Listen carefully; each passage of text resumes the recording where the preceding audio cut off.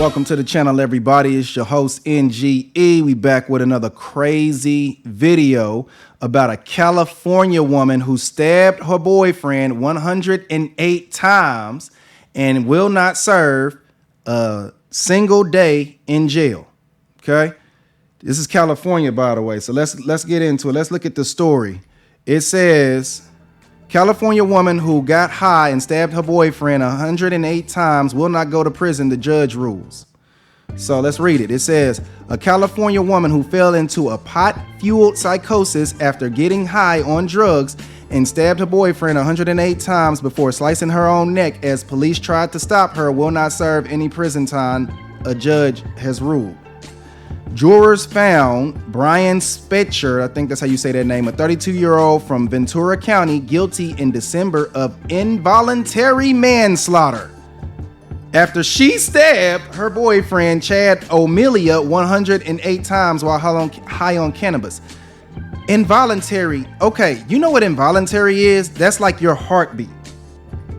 Involuntary is like a heartbeat. It's like blood flowing through your body, your brain activity while you're asleep. That's involuntary.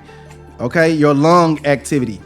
How do you say involuntary, but you did it? You have absolutely no control over the fact that you just stabbed somebody 108 times is basically what they're saying. She didn't just stab her boyfriend, she stabbed her dog or his dog.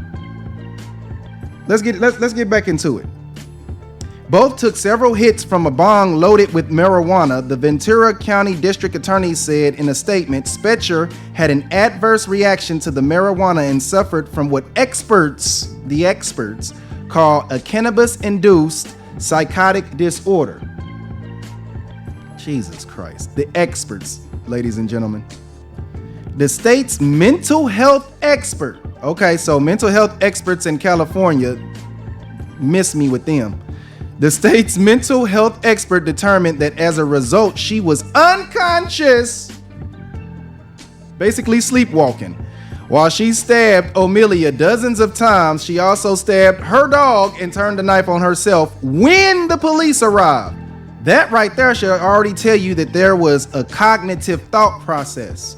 Stabbed her boyfriend 108 times before slicing her own neck as police tried to stop her. That means that she was handling her business, and then when the police finally arrived and they finally showed up, that's when she decided to go ahead and turn the knife on herself. Ain't that just a normal human reaction? To not want to face consequences when you know you're probably going to go to prison for the rest of your life. You're probably going to go ahead and do something else dramatic. That shows cognitive thought. Those experts could not deduce that shows cognitive thought. That shows a fear of consequence. She would have been and stabbed herself well before the police was even called or even showed up. My question is, who called the police? Was it her or was it neighbors? If it was neighbors, then that means that she shows cognitive function, that as they try to stop her, she's trying to... We already know what would have happened if this was a man. They would have buried you so far under the jail, you'd have been in a dang tunnel to China. I want to know if she's rich, because it seems like only a woman that's rich and can afford some of the world's most conniving lawyers can get off with a case like this. Before law enforcement could disarm her, Spetcher plunged the knife into her own neck. Prosecutors said into a statement after her conviction, officers used a taser and several baton blows before they were able to finally disarm Spetcher. And I skipped one.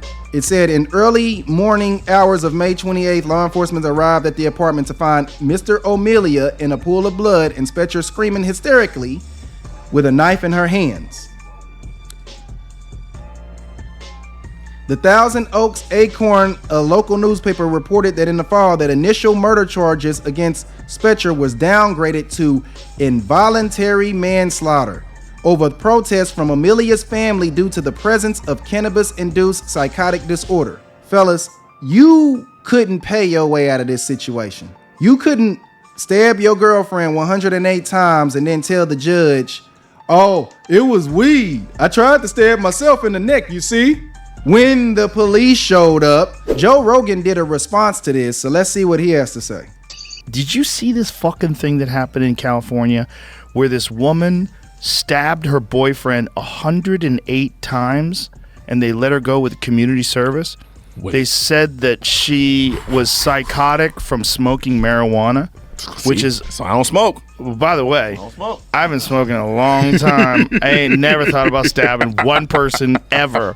By that logic, homeless people do a lot of hard drugs and they don't go around stabbing people 108 times. Homeless people are literally out of their minds. They on the side of the corner talking to themselves. They're out of their minds. They're not out here stabbing no one else. They're not stabbing the dogs that's walking past. They're not stabbing people that's walking past. Show her the warning on the label. What? As far as the DUI is concerned, that person knowingly and consciously drinks to excess and decides to get behind the wheel of a car.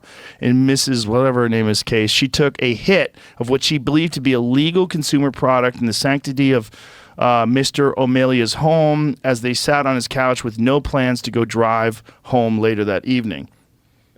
43 times in her neck, she stabbed herself. She stabbed herself 43 times in the neck. Oh my God. Well, that's the marks on her neck. I don't really try that hard.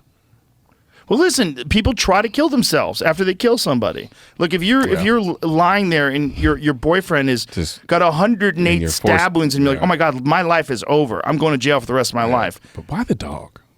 Because she's fucking just an angry lady. I mean, I think she just had a psychotic break, and I don't think it was the weed. Who knows? I think she found out something she did not want to find out. It could be. She just snapped.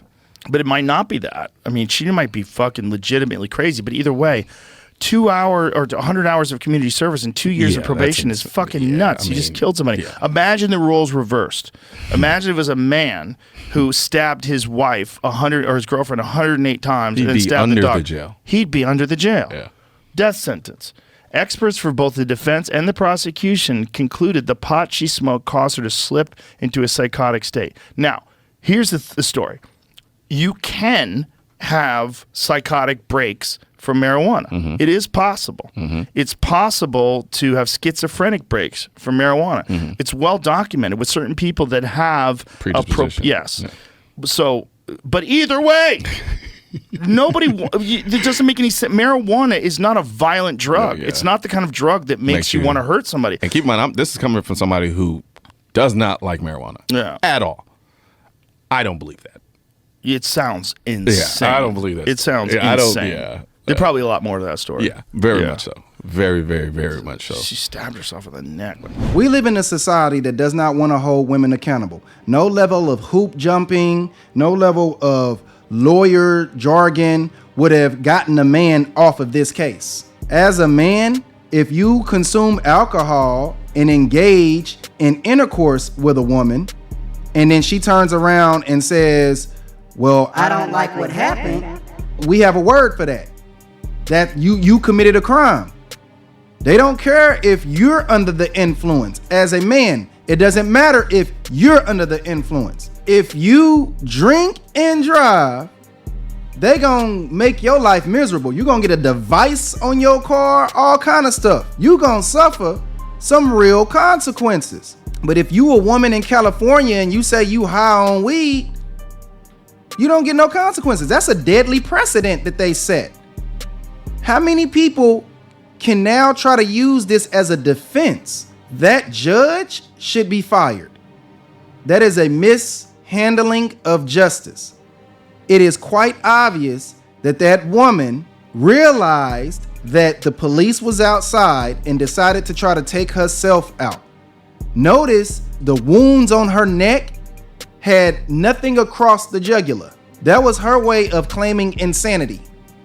She wasn't insane. She knew full well what she was doing. I don't know if the dude cheated. I don't know what happened. I don't know if she just had a breakdown, if she's bipolar. We don't know. They're not willing to pull up her history for mental disorder, because typically if a person has this type of spastic breakouts, they probably have a history of it. Marijuana is not one of those drugs that's going to induce some violent spiral. But this is the type of society that we live in. We enable women's bad behavior. But anyway, man, that's the video for today. And if you enjoyed the video, be sure to like the damn video. Be sure to click here to see how women like Krishan Rock can get caught drinking while pregnant in the club, causing her baby to have a condition and face no consequences in America. If you're missing my shorts, be sure to hit me up on Instagram at NGE_nevergoodenough. And if you want to do some business with me, be sure to hit me up on my email at NGEnevergoodenough@gmail.com. And remember, become the change you want to see. It's your boy, NGE. Peace.